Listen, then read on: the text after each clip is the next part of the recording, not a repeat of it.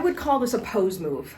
Pose moves are the sort of thing where you're actually holding it for longer. So I feel like, and what's very normal as a performer is you get on the stage and you think that things are going a lot slower than they are because you're the center of attention. So I would actually get into the Buzzsaw and count a little longer. So technically you'd be standing like this, right? I would get in.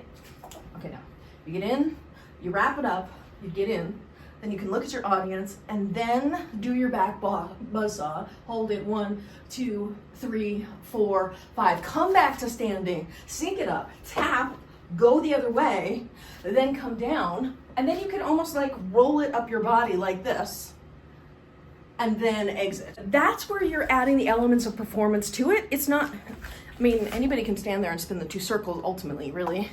What makes it a performance is you hamming it up and putting the energy into it that performs the move, if that makes sense. So I do it longer, and then wait, like when you're in your Buzzsaw, when you're in your back bend here, come back to normal, look at your audience, tap, change, and then